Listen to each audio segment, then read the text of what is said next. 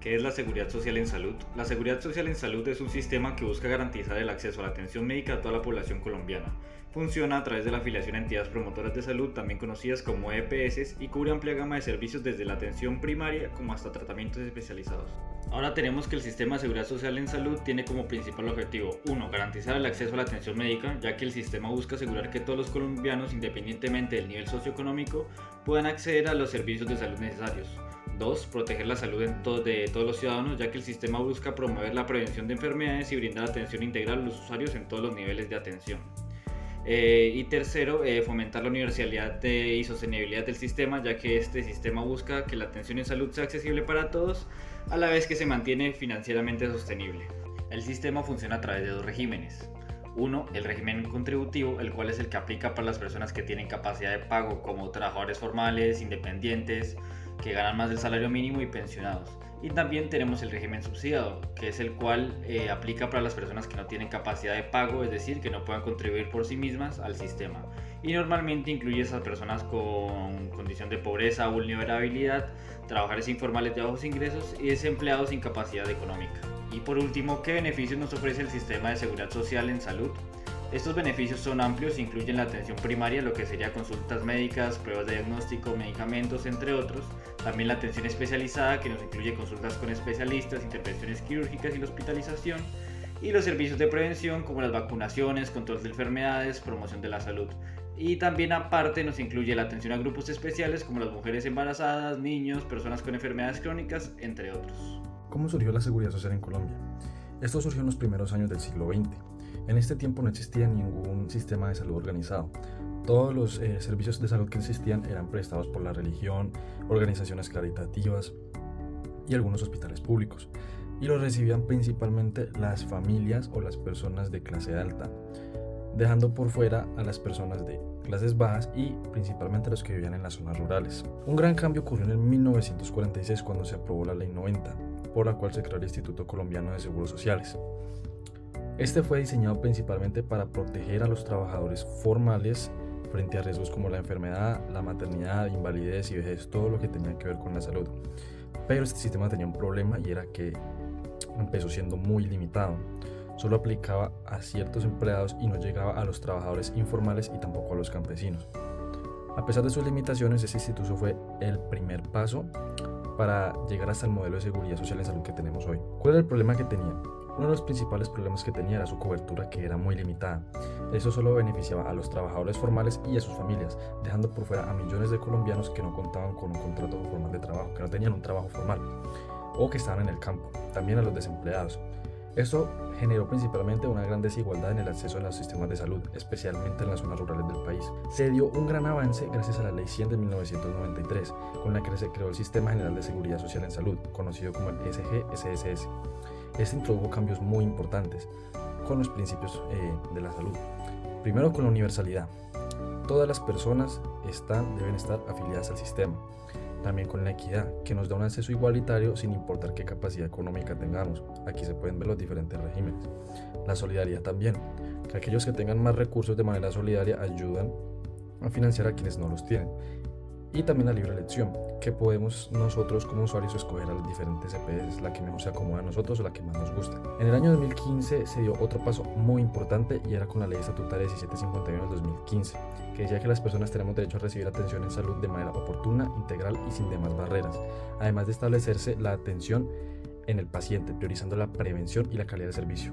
Definiendo la inequidad un poco como una desigualdad injusta, evitable, en cuanto, por ejemplo, a la distribución de recursos, oportunidades o los resultados, vamos a decir que esta se diferencia de la igualdad porque no se trata de una diferencia medible.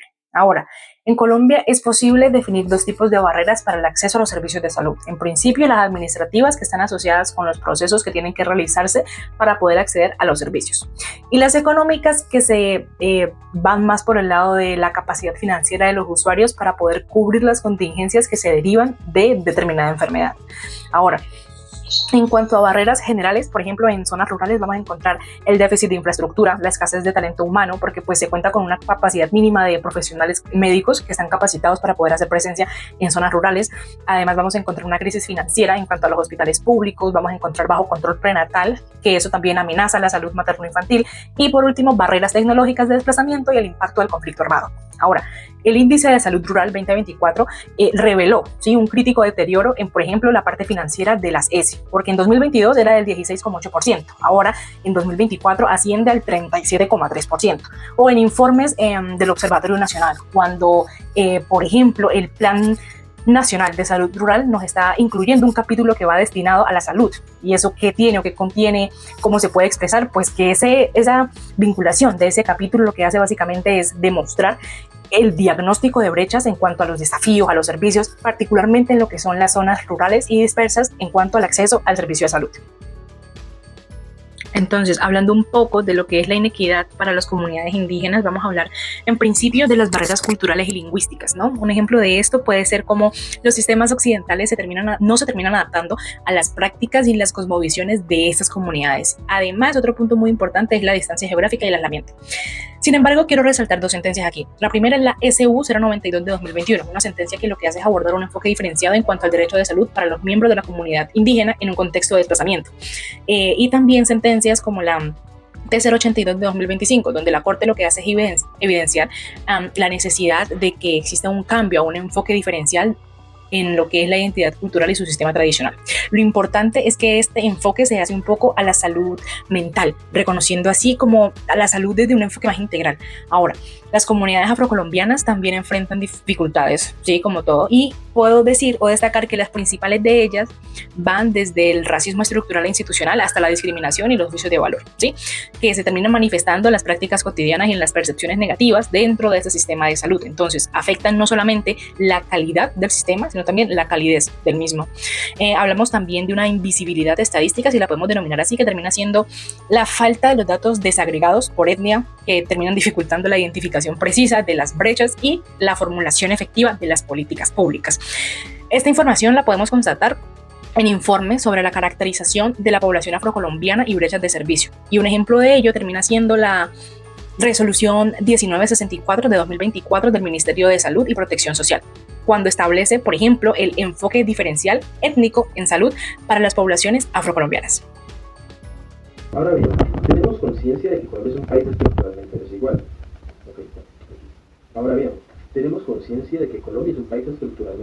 En casi todas sus aristas.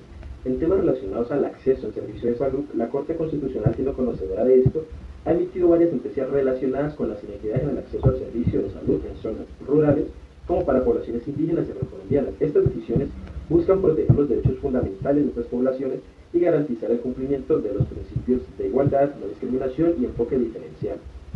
En su alto repertorio de sentencias, la Corte Constitucional, como tema relacionado, nos presenta la sentencia T-302 de 2017, la cual nos habla de la salud en comunidades guayú en La Guajira. La Corte ordenó al Estado garantizar el acceso a agua potable, alimentación y salud para los niños guayú, debido a que en estas zonas y esta comunidad se presentan unas altas tasas de desnutrición y mortalidad infantil. Como también tenemos la sentencia SU 039 de 1997, la cual nos habla del derecho a la salud de comunidades indígenas, entendiendo que la Corte misma establece que las comunidades indígenas tienen derecho a servicios de salud. Ahora bien, este mismo derecho tiene que ser culturalmente adecuado y respetando sus tradiciones médicas, estas garantizando el acceso a medicina occidental cuando la situación lo requiera. Con todo esto podemos sacar una conclusión. Primeramente, que la Corte reconoce que existen barreras geográficas, económicas y culturales. Estas afectan el acceso a la salud de las poblaciones. Como también que, aunque la Corte haya ordenado al Estado implementar enfoques diferenciales, tanto étnicos como culturales en políticas públicas, exige medidas afirmativas para superar esta discriminación estructural. Estas medidas afirmativas por parte del Estado y su materialización en algunas situaciones han sido deficientes. Aún así, la Corte, como organismo, plantea el hecho de que estas medidas se tomen y se hagan paulatinamente hacia un futuro. En los apartados rincones de Colombia, donde la carretera se vuelve camino y el camino se pierde en la selva o la montaña, La salud es un privilegio, no un derecho. Hablamos de las comunidades rurales de los pueblos indígenas con sus saberes ancestrales y de las vibrantes poblaciones afrocolombianas. Para ellos, el acceso médico a un medicamento, a una atención digna, es a menudo una utopía. Y detrás de esta dolorosa realidad, un coro de voces expertas nos gritan una verdad incómoda. No son diferencias, son injusticias profundas arraigadas en nuestra sociedad. Desde años, un grupo de pensadores y académicos colombianos han estado levantando la voz, desentrañando por qué la salud sigue siendo un lujo en nuestras comunidades. No hay un solo gurú de esta idea, sino un equipo de mentes brillantes que con datos y corazón nos obligan a mirar de frente. Michel Marmot, aunque viene de lejos de la Organización Mundial de la Salud, sus ideas resonaron con fuerza aquí en Colombia. Él nos enseñó que la salud no es solo cuestión de hospitales y medicina, sino de dónde vives, cuánto ganas, si tienes educación, si hay agua potable en tu casa. En Colombia esto se traduce en entender cómo la pobreza, la falta de escuelas, el agua contaminada y la discriminación golpean con saña a indígenas y afrodescendientes, dejándolos en la fila atrás para recibir atención médica. En otra idea, en la Universidad del Valle la investigadora Janet Mosquera Becerra y sus equipos de estudio étnico-raciales han metido el bisturí en el problema, mostrando cómo ser indígena o afrocolombiano no es solo una identidad, sino que a menudo significa enfrentarse a un sistema de salud que no te entiende, que no te espera, que te discrimina. Sus investigaciones muestran cómo el racismo no es solo un insulto, sino una barrera invisible pero real en la puerta de las clínicas. Y luego están pensadores que nos obligan a ver más allá de lo obvio, como antropólogos Eduardo Restrepo y Alzair Rojas, que juntos como equipo, ellos han desnudado las raíces del racismo en Colombia, revelando cómo esta es una herida histórica que se ha metido en las estructuras de nuestra sociedad. Sus palabras son un espejo que nos muestra que esa negación de la salud a ciertas comunidades no es casualidad, sino es el resultado de siglos de abandono y discriminación. No es solo un asunto de prejuicios individuales, sino de un sistema que de forma tácita o explícita sigue manteniendo a unos por encima de otros por debajo. La diferencia entre el derecho fundamental de la salud y el derecho prestacional de la salud es la naturaleza y su forma de exigencia. El derecho fundamental a la salud es un derecho autónomo reconocido por la Constitución y lo protege la Corte Constitucional. Este derecho garantiza a todas las personas, sin importar su afiliación al sistema de salud, que puedan acceder a un servicio que proteja su vida y dignidad. Es decir, que si una persona necesita atención urgente y no la recibe, puede acudir mediante acción de tutela para que este derecho se garantice. En cambio, el derecho a la prestación de la salud es la forma de materializar el mismo dentro del Sistema General de Salud en Colombia. Refiere a que los servicios como medicamentos, procedimientos y tratamientos que están incluidos en el plan de beneficiarios en salud, que lo prestan las EPS y las IPS, este derecho depende que la persona esté afiliado y siga con los trámites establecidos dentro del sistema. En resumen, el derecho fundamental protege la salud como principio básico de vida y se puede exigir mediante acción de tutela, mientras que el derecho a prestación es el acceso a los servicios médicos dentro del Sistema General de Salud y este está sujeto a las condiciones que este mismo tenga prescritas. Los cambios sustanciales de la Ley Estatutaria 1751 del 2015 frente al derecho a la salud es que esta ley reconoció el derecho como un derecho fundamental y autónomo. Esto significa que puede ser exigible de manera directa, incluso por acción de tutela, sin necesidad de estar afiliado a una EPS ni que éste esté en riesgo de otro derecho como el de la vida, ya que antes el derecho a la salud solo se protegía si estaba relacionado con otros derechos como el de la vida y el de la dignidad. Además, la ley estableció principios como el de la dignidad humana, la igualdad, la calidad y el de la no discriminación, y dejó claro que ninguna persona puede ser excluida del sistema por razones económicas o administrativas. También obligó al Estado a garantizar y proteger este derecho y priorizar al paciente antes de los intereses financieros. En resumen, este puso en la ley a la persona como centro y prioridad y dejó por fuera el negocio de la salud.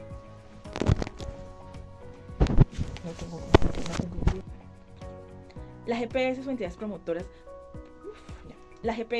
o entidades promotoras de salud son entidades encargadas de afiliar a las personas al Sistema General de Seguridad Social en salud y garantizar el acceso a los servicios médicos que están incluidos en el plan de beneficiarios en salud.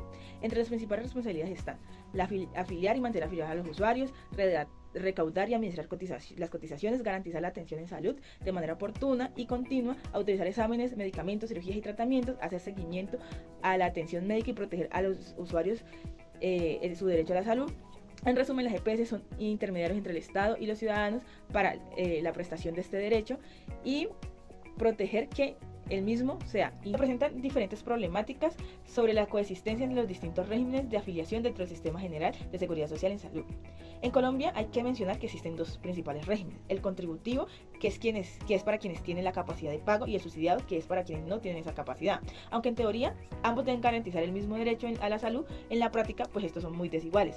La primera diferencia es la calidad y la oportunidad de atención. Muchas veces las personas del régimen subsidiado enfrentan barreras para el acceso a especialistas o exámenes médicos.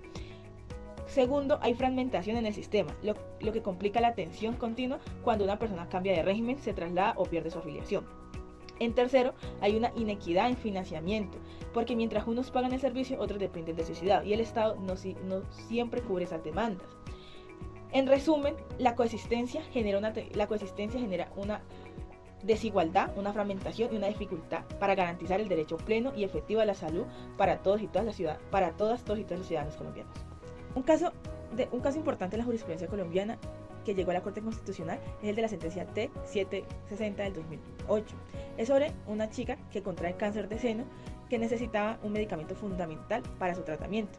Sin embargo, este no era incluido en el plan obligatorio y la EPS argumentó que no le correspondía cubrirlo, por ende lo negó. Sin embargo, al interponer acción de tutela y llegar a la Corte Constitucional, se analiza el caso y se determina que el no suministrar el medicamento violenta el derecho fundamental a la salud, ya que era necesario para garantizar la vida de la persona y una dignidad humana. La Corte no solamente hizo que la EPS suministrara este medicamento, sino que también eliminó barreras administrativas y garantizó el efectivo derecho a la salud de esta persona.